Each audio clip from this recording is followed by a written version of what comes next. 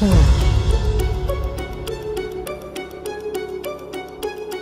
like to buy a vowel. A.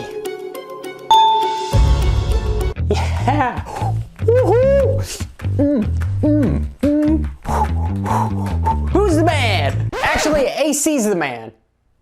Trackside analysis, that boy has got a job if he doesn't want to race dirt bikes anymore. I don't see, hopefully it's not the latter, but what he's done with racing, he can go do this trackside commentating.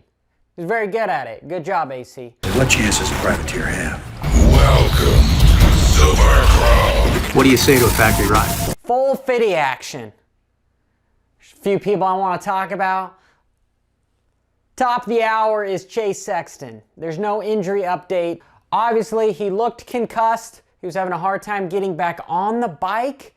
It was very like, oh, point me in the right direction. I don't know where I'm going. Usually these things take about 4 to 6 weeks to heal up.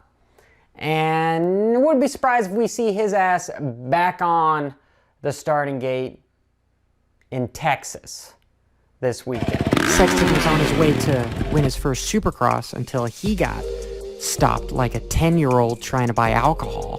And there could be some other injuries with ribs, shoulder blades.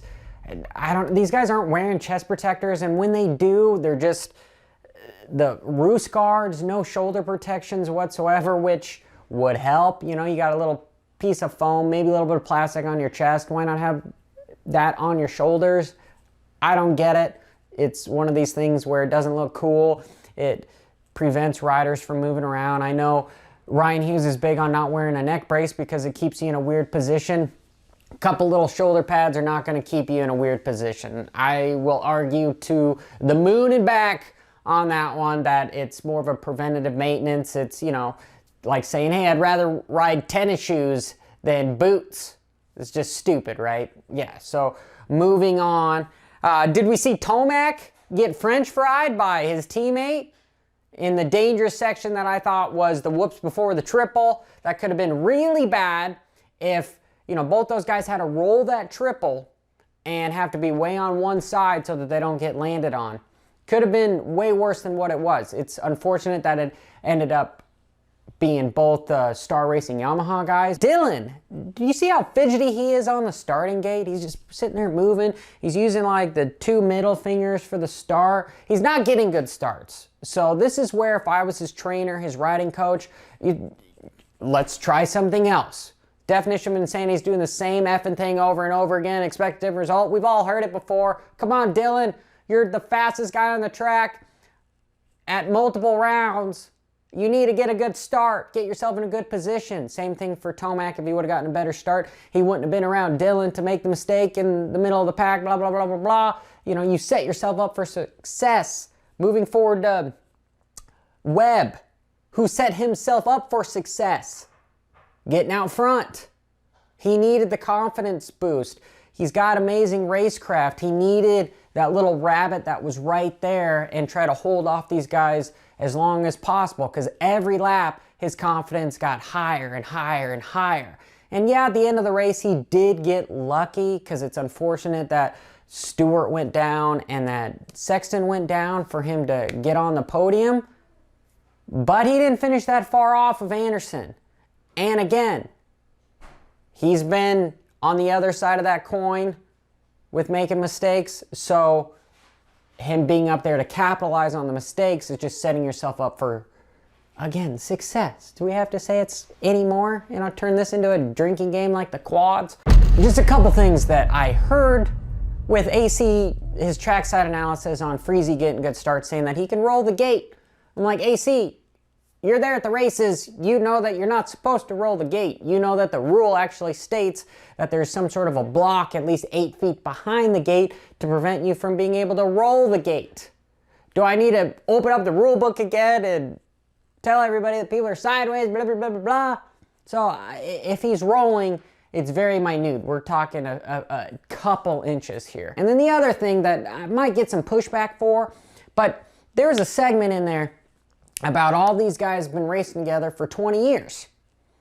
And I want to say it's the compound effect here, okay? Yes, all these guys are extremely talented. They are the exception, not the rule. But, it is a big but.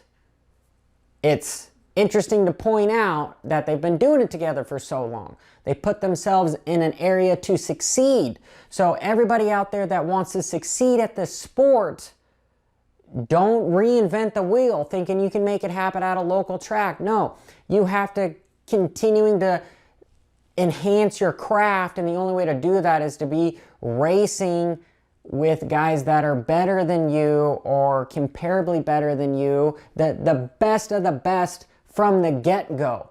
That's why you have to go to all these amateur nationals. That's why none of these guys really raced much local stuff. They had somebody behind them telling them, hey, this is how you do it. And nobody tells people this is how you do it, but this is how you're supposed to do it and make it easier on yourself. The whole compound effect, the whole be proficient at your craft at 10,000 plus hours. You've got to do that with the best at the races, at the amateur nationals. The local stuff is not going to get you there. It's just not. If you want to be the outlier, you've got to go to that stuff. Digression over. Last thing, you got to be at the Millsaps training facility. You got to be at the Club MX facility. You've got to go to these things because if you are talented to be that exception, you've got to be there with the right trainers, the facilities, the coaches, all right? And then you got to have a little bit of luck on your hand. It is not a coincidence that these guys are the best in the world and have been racing together for 20 years. No, it's scientifically proven that if you take talented people and the just sheer amount of work you give to them, you're going to end up with a few of these guys. It would be very rare if one of these guys never raced with those guys. You know what I'm saying? More digression. So I'm just going to leave it with that. This is Johnny F. and Hopper. Until next time. Well, just forewarning, I'm going on vacation, so the videos might not be popping out as fast as possible, and I will see if I want to do this next week, you know, while I'm on the beach sipping my Arnold Palmer. Yeah, the lemonade shit with tea, you know, because maybe I'll take some shots. I don't know. I am a big Crown guy. I do like Crown. I don't like beer, but you know, I like whiskey. Anyway, too much TMI, right? Just